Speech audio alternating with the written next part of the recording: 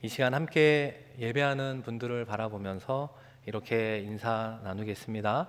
주님의 은혜를 감사합시다. 주님의 은혜를 감사합시다. 오늘은 맥주 감사 주일입니다. 2022년 전반기의 삶을 뒤돌아보면서 하나님이 우리에게 주신 은혜를 기억하며 감사하는 절기인데요. 여러분은 전반기를 뒤돌아보며 어떤 점이 감사합니까? 무엇을 감사하고 계십니까? 또 그 감사가 지금 우리에게 어떤 선한 영향력을 주고 있습니까? 생각해 보면 하나님은 우리에게 많은 감사의 조건을 허락해 주었습니다. 그러나 우리의 또 다른 특징이 그것을 너무나 자주, 너무나 쉽게 잊어버립니다. 그 감사가 하나님 앞에 더 큰 감사의 모습으로 이어지지 못할 때가 많다는 겁니다. 하나님은 우리를 축복해 주셨는데 우리는 그 축복을 쉽게 잊어버리기도 하고 때로는 선용하지도 못하고 심지어는 죄를 지을 때도 있습니다. 그런 우리의 연약한 모습은 우리만의 이야기는 아닌 듯 합니다. 오늘 본문 말씀인 창세기 말씀에 등장하는 이 사람들의 모습에서 공통적으로 발견할 수 있습니다. 우리가 창세기 1장에서 11장은 특별히 4대 사건이 기록이 되어 있습니다. 1, 2장은 하나님의 청지 창조의 이야기, 또 3, 4장은 인류의 타락의 이야기, 6장에서 9장은 노아의 홍수의 사건과 심판, 그리고 마지막 11장은 바벨탑 사건, 이렇게 네 가지의 사건으로 기록이 되어 있습니다. 그런데 이 네 가지 사건에 한 가지 공통점이 있다는 겁니다. 앞서 말씀드린 것처럼 하나님은 그들에게 복을 주셨습니다. 그럼에도 불구하고 죄를 짓는 인간들에 의해 그 복이 나쁜 것으로 변질되는 패턴이 계속해서 반복되더라. 한번 생각해 볼까요? 하나님께서는 세상과 인간을 좋고 아름답게 창조하셨습니다. 그러나 인간은 하나님의 창조 세계를 타락과 살인으로 오염시켰습니다. 하나님은 홍수 전에 살았던 사람들에게 무슨 복을 주었습니까? 장수의 복을 주었습니다. 그러나 인간은 장수하면서 경건하지 못한 결혼과 온갖 죄를 지어 홍수 심판을 자처했습니다. 노아 심판 이후 하나님은 노아와 그 세 가족을 새 인류를 시작하는 씨앗으로 여기며 언약을 새롭게 맺기도 했습니다. 그러나 노아는 술에 취해 추태를 보였고 그의 추태는 결국 함의 아들 가나안에 대한 저주로 연결되고 있습니다. 하나님은 홍수 이후에도 인간에게 주신 생육하고 번성하라, 땅에 충만하라, 그 복을 동일하게 허락해 주었습니다. 그러나 인간은 생육 번성의 복은 누리지만 땅에 충만하라, 흩어져 충만하라, 이런 복을 누리지 못하고 곧바로 어떤 죄를 범하게 됩니까? 신할 땅에 모여서 바벨탑을 쌓는 모습을 보이게 됩니다. 이 사람들은 왜 바벨탑을 쌓게 되었을까? 더 나아가 바벨탑을 쌓는 사람들은 하나님으로부터 받은 축복을 또 어떤 죄악의 모습으로 변질시키고 있을까? 이 시간 함께 예배하는 저와 여러분도 이 땅 가운데 나만의 바벨탑을 쌓고 있다면 그 바벨탑을 쌓는 것이 하나님 앞에 어떤 죄가 될까요? 오늘 말씀을 통해 한번 다 같이 생각해 보겠습니다. 오늘 함께 읽었던 창세기 11장 4절 말씀에 보시면 또 말하되 자 성읍과 탑을 건설하여 그 탑 꼭대기에 하늘을 닿게 하여 우리 이름을 내고 온 지변의 흩어짐을 면하자 하였더니, 이 말씀 속에 시나일 땅에 머무른 사람들이 그 탑을 쌓았던 세 가지 동기와 이유가 등장하고 있는데요. 그 첫 번째는 무엇입니까? 그 탑 꼭대기를 하늘에 닿게 하자. 이것은 곧 그들의 크나큰 죄악의 시작이었습니다. 왜냐하면 하늘은 하나님이 거처하는 거처이기 때문입니다. 이들의 궁극적인 목적은 무엇입니까? 하나님의 고유의 영역을 침해하는 것이죠. 그러니까 그들의 행동은 알고 보니 하나님을 만나기 위한 것이 아니라 하나님께 반항하기 위함이구나, 하나님처럼 되고 싶어하는 인간의 생각에서 나온 행동이었구나 보게 됩니다. 에덴 동산에서 뱀이 인간에게 네가 이것을 먹으면 하나님처럼 될 수 있다고 유혹하지 않았습니까? 마귀는 계속해서 신할 땅의 사람들에게 하나님께 반항하기를 종용하고 있습니다. 생각해 보면 부모님들은 이 자녀들이 반항할 때 가장 마음이 아프고 힘들고 어렵습니다. 이 자녀가 반항할 때 행복한 부모가 어디에 있겠습니까? 그런데 마귀는 우리에게 하나님께 반항하라, 그러면 하나님처럼 될 것이라고 속이고 있습니다. 이것이 바벨탑 사건에서 우리에게 보여주는 영적인 진리요, 죄의 열매의 모습인 것입니다. 이처럼 인간의 최대 유혹은 신이 되려는 유혹입니다. 신이 되려는 유혹은 이 사생에서 어떻게 나타날까요? 지배의 욕으로 나타납니다. 그러므로 우리가 권력의 자리에 있을 때 조심해야 되는 거예요. 무엇이든지 할 수 있는 자리에 올라갈 때 조심해야 됩니다. 아래에 있는 사람을 부리지 말고 섬겨야 하는 것이죠. 이것이 하나님의 정치입니다. 이 사람의 정치는 사람을 부리는 것이지만 하나님의 정치는 오히려 사람을 섬기는 데 있습니다. 우리 주님께서 이 땅에 오신 목적을 어떻게 말씀합니까? 인자에 온 것은 섬김을 받으려 함이 아니라 도리어 섬기려 하노라 말씀합니다. 우리가 하나님의 축복 가운데 높은 자의 위치에 오를 수는 있지만 우리가 낮은 자의 마음과 태도를 가지고 살아가야 되는 것입니다. 그럴 때 하나님께서 주신 복이 끊이지 않고 연결되어 나아갈 수 있는 것입니다. 신할 땅의 사람들이 바벨탑을 쌓아 올린 두 번째 동기는 우리의 이름을 내기 위함이었습니다. 하나님의 이름을 내기 위한 것이 아니라 자신들의 이름을 드높이기 위한 것입니다. 유명해지려는 마음이 있었습니다. 인간의 본성 중에는 신이 되려는 속성이 있고 더 나아가 자기 자신을 높이려는 죄인의 속성이 우리 안에 있는 것입니다. 바벨탑을 쌓는 모습 가운데 벽돌을 만들고 역청으로 그 당시 최고의 기술로 바벨탑을 쌓는 모습들을 보면서 많은 사람들이 우리의 이름을 알아줄 거라고 생각했습니다. 바벨탑을 쌓는 과정에서 스스로 평가하기를 우리는 참 훌륭한 사람들이야, 대단한 사람들이야, 이렇게 자평했을 것입니다.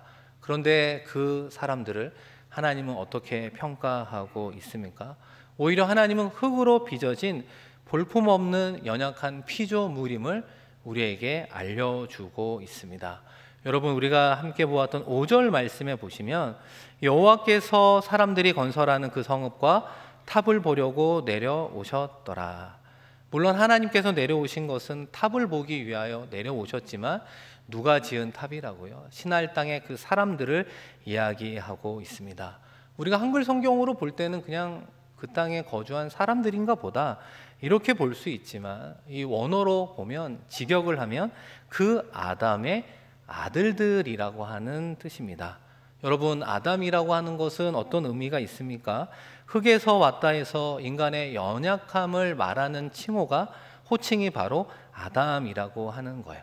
그래서 말씀 속의 사람들은 연약한 흙과 같은 아담의 후손들로 하나님은 간주하고 있는 거예요.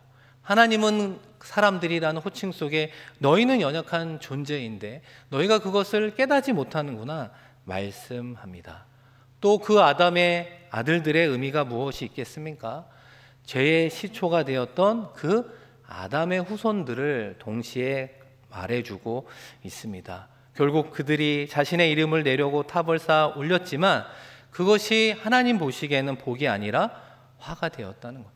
그 행위가 하나님 보시기에는 죄가 되었노라고 이야기합니다. 그들의 이름을 드높이려고 했는데 하나님 앞에 명예로운 이름이 아니라 오히려 불명예의 오명을 쓰고 말았습니다. 여러분, 성경에서 이름은 무엇을 이야기합니까? 명예를 뜻하고 있습니다. 하나님께서 그 이름을 주셔야 명예가 오래 가는 것입니다. 그러나 신할 땅의 사람들은 이 원칙을 무시하고 이름을 남기기 위해 도시를 건설하고 탑을 쌓았습니다. 그 행위가 결국은 하나님을 거역하고 그 이름을 내는 명예는 오래가지 못하고 부끄러운 이름이 되었습니다. 그래서 그들이 원했던 또는 자랑할 만한, 평가할 만한, 인정받을 만한 이름으로 남은 것이 아니라 오히려 하나님 앞에, 역사 앞에 반역자들로 그 이름이 남겨졌습니다. 사랑하는 성도 여러분, 우리는 어떤 이름을 남기면서 하루하루 살아가고 있습니까? 2022년 전반기를 뒤돌아보며 여러분의 이름은 어떻게 사용되었을까요? 누군가가 저와 여러분의 이름을 부르지 않았겠습니까?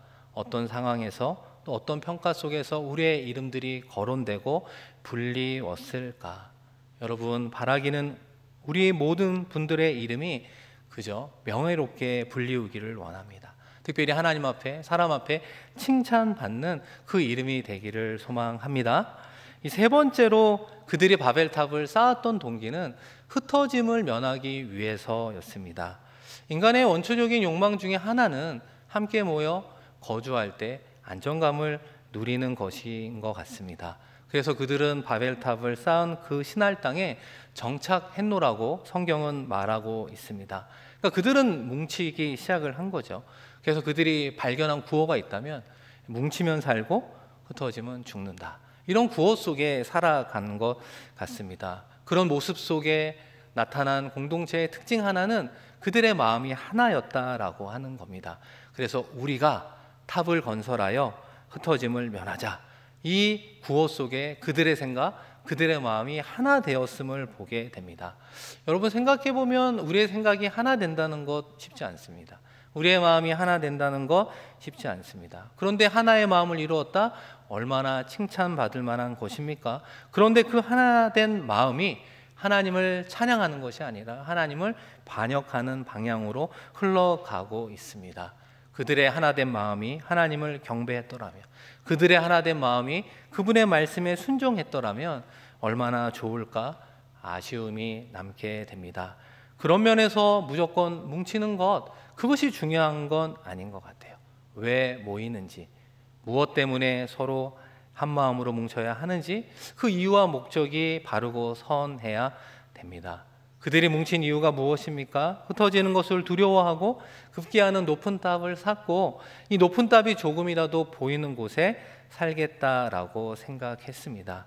그러나 그것은 하나님이 인류에게 주었던 약속과 명령의 말씀이 있죠. 생육하고 번성하며 땅에 충만하라. 특별히 땅에 충만하라라고 하는 것은 땅에 흩어져 살아가라라고 하는 겁니다. 하나님께서는 왜 인간이 흩어져 살아가라고 명령했는가? 이것은 명령보다는 오히려 축복이라고 하는 것입니다. 그러나 신할 땅의 사람들은 이 축복을 감사하기는커녕 축복이 현실화되는 것에 저항하고 하나님의 선한 뜻을 믿지 못하고 모여 살며 그 탑을 쌓아 올렸습니다.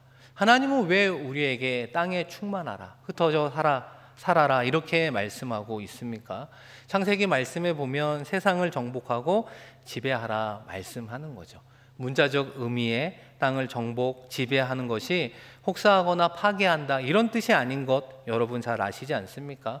흩어져 살면서 하나님이 나에게 주신 청지기로서 지혜롭게 허락해 주신 삶의 자리에서 관리하라라고 하는 것입니다. 자연은 우리의 관리와 보살핌이 너무나 필요한 곳임을 우리가 요즘 더 절실히 느끼고 있지 않습니까? 더 나아가 이 세상은 여러분 무엇이 필요한 곳입니까? 예수 그리스도의 복음이 필요합니다. 예수님이 부활 승천하면서 제자들과 함께하는 이들에게 마지막으로 어떤 말씀을 주었습니까? 성령이 너에게 임하시면 너희가 권능을 받고 유대와 예루살렘과 사마리아와 땅끝까지 이르러 내 증인이 되라 말씀해 주었습니다. 예수 그리스도의 복음이 가장 큰 하나님의 복 아니겠습니까? 그것이 이스라엘만 국한되고 제한되고 그러는 것이 아니라 흩어져야 된다라고 말씀하는 것입니다.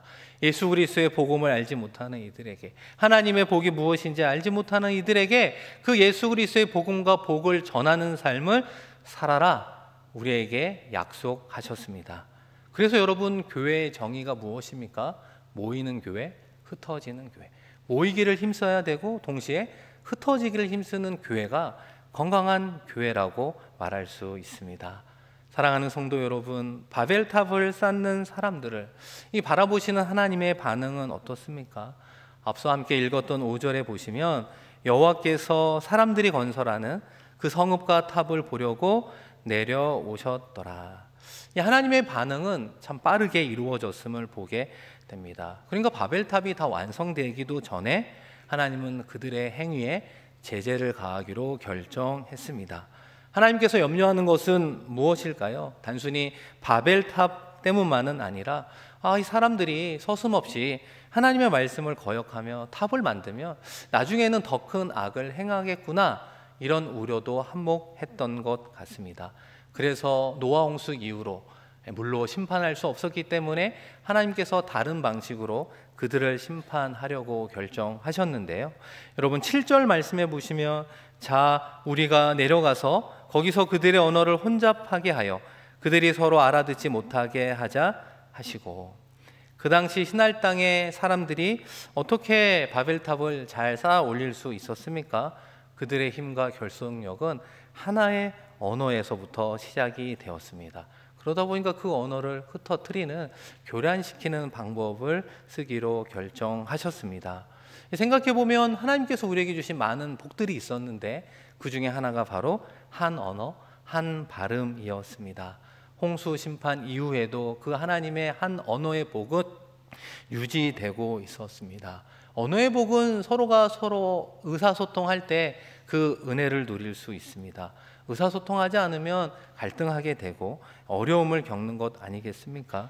그런데 하나님께서 주신 복 중 하나인 그 하나의 언어를 이 신할 땅의 사람들은 복으로 사용하지 않고 하나님께 반항하는데, 자신의 이름을 내세우는데 사용하려고 했습니다.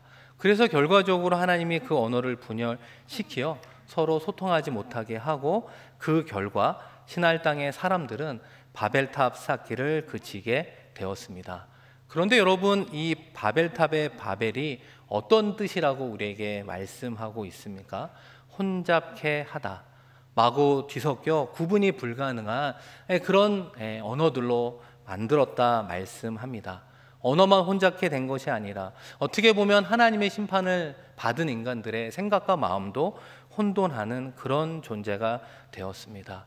그 결과 우리는 누구를 만나야 우리의 마음의 질서정연함을 누리며 살아갑니까? 하나님을 만날 때 비로소 혼돈을 피할 수 있습니다. 하나님을 만날 때 우리 안에 질서가 생기고 우리의 마음의 정돈이 되고 우리가 어디로 걸어가야 되는 인생의 방향이 분명해지는 것입니다. 그렇다면 우리는 어떻게 하나님을 만날 수 있었을까요?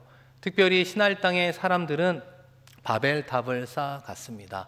바벨탑을 쌓아가면서 하나님을 만났습니까? 하나님께 반항하고 죄를 지었을 뿐 하나님을 만나지 못했습니다. 바벨탑 안에 갇혔던 사람들은 무엇을 바라보았습니까? 자신의 기술과 예술과 철학과 능력만을 바라보며 그 안에 갇히고 말았습니다. 사랑하는 성도 여러분, 우리도 물질 세계 속에 살아가고 있지 않습니까? 그러다 보면 너무나 쉽게 돈과 기술과 쾌락만이 우리 앞에 보일 수 있습니다. 우리가 그 세계 안에 갇히면 하나님을 볼 수도, 하나님을 만날 수도 없습니다. 우리는 그 바벨탑에서 나와야 하나님을 진정으로 만날 수 있습니다. 사랑하는 성도 여러분, 그렇다면 우리는 어디서 하나님을 만날 수 있습니까? 하나님은요, 우리를 위해 바벨탑 대신에 하나의 장소를 허락해 주었습니다. 여러분, 그 장소가 어디입니까? 바로 다락방이라고 하는 거예요. 오순절날 다락방에 성령의 강림의 사건, 성령 강림이 그 가운데 임하게 되었습니다. 여러분, 사도행전 2장 2절에서 4절 말씀인데요, 우리 한번 화면을 보면서 다 함께 읽어보겠습니다. 호련히 하늘로부터 급하고 강한 바람 같은 소리가 있어 그들이 앉은 온 집에 가득하며 마치 불의 혀처럼 갈라지는 것들이 그들에게 보여 각 사람 위에 하나씩 임하여 있더니 그들이 다 성령의 충만함을 받고 성령이 말하게 하심을 따라 다른 언어들로 말하기를 시작하니라. 아멘. 우리가 너무나 잘 아는 오순절 성령 강림이 이 다락방에 모인 120명의 문도 가운데 임하게 되었습니다. 불의 혀처럼 갈라진 성령의 임재들로 말미암아 제자들은 성령 안에서 하나의 언어를 이야기하기 시작했습니다. 물론 그 당시에 많은 사람들이 예루살렘으로 모여왔던 지역의 언어, 방언으로 주님의 복음의 소식을 듣게 되었습니다. 결국 성령 안에서 그들의 방언을 통해 예수 그리스도가 구원자임을, 예수 그리스도가 우리의 주님이심을, 그 복음의 소식을 듣고 주님 안에서 하나 될 수 있는 그 시작이 다락방에 임한 성령 강림 사건이었다라고 하는 것입니다. 우리가 어떻게 주님 안에서 하나 된 삶을 살아갈 수 있습니까? 우리가 어떻게 주님 안에서 하나의 생각, 하나의 마음 가운데 살아가는 존재들이 될 수 있겠습니까? 다락방에 모여 있는 120문도가 기도하며 성령의 충만함을 구할 때 그들은 성령 안에서 하나 되어가는 은혜의 모습을 보여주었습니다. 사랑하는 성도 여러분, 나만의 바벨탑을 쌓는 사람들에서 우리는 어디로 옮겨가야 될까요? 다락방에 있는 사람들로 옮겨가야 되는 것입니다. 우리가 무엇보다도 성령의 충만을 구하며 나아가야 되는 것입니다. 하나님 앞에 겸손히 엎드려 기도하며 하나님의 도움을 구해야 되는 것입니다. 그런 기도하는 사람들이 모일 때 주님 안에서 하나 되는 것입니다. 그렇게 기도하는 심령이 될 때 주님 안에서 하나 되는 것입니다. 그렇게 주님 앞에 기도하며 나아갈 때 우리의 가족이, 우리의 교회 공동체가 주님 안에서 하나 될 수 있는 것입니다.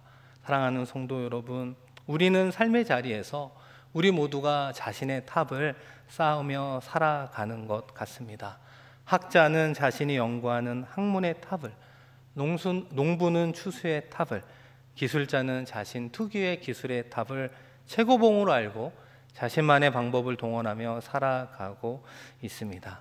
다만 그 모든 것이 하나님이 아닌 내가 높아지기 위해 지금도 열심히 쌓고 있는 나만의 바벨탑이라면, 교만의 바벨탑이라면 하나님은 그것을 흩어뜨리실 것입니다. 그리고 우리로 하여금 어디로 인도하십니까? 하나님 앞에 엎드려 기도하는 기도의 자리, 다락방으로 우리를 인도하실 것입니다. 그리고 그 기도하는 가운데 우리를 통해 무엇을 세워가기를 원하십니까? 삶의 자리에 흩어져 하나님의 나라를 세워가기를 원하고 있는 것입니다. 나만의 바벨탑을 쌓던 인생에서 나의 삶의 자리에서 불러주신 하나님의 소명 따라 하나님의 나라를 세워가는데 우리 한 사람 한 사람을 사용해 주십니다. 그 하나님의 나라를 세워가는 그 자리에서 나에게 주신 모든 것이 하나님의 은혜요 감사의 조건임을 보게 된다는 것입니다. 우리의 재능도, 우리의 달란트도, 우리의 시간도, 우리의 건강도, 우리에게 허락해 주신 그 모든 것이 정말 많은 사람들을 선하고 이롭게 하는데 사용하시는 하나님의 선한 도구였음을 그 하나님의 나라를 세워가는 곳에서 깨닫게 되는 것입니다. 사랑하는 성도 여러분, 이번 한 주 그리고 2022년 남은 후반기를 살아가야 됩니다. 여러분은 어떤 신앙인으로 살아가겠습니까? 나만의 바벨탑을 쌓는 모습에서 정말 하나님 앞에 엎드려 기도하는 다락방에서 하나님의 나라를 준비하며 세워가는 그 가운데 쓰임받는 삶을 살아가는 우리 모두가 되기를 주님의 이름으로 축원드립니다. 이 시간 함께 기도하겠습니다. 하나님 아버지, 바벨탑을 쌓는 어리석은 사람들에 대한 말씀을 들었습니다. 이제 저희들이 교만의 바벨탑을 버려두게 하여 주시옵소서. 내 마음의 지성소에 성령님을 모시고 성령님이 임했던 오순절 다락방으로 돌아오게 하여 주시옵소서. 감사드리며 귀하신 예수 그리스도의 이름으로 기도드립니다. 아멘.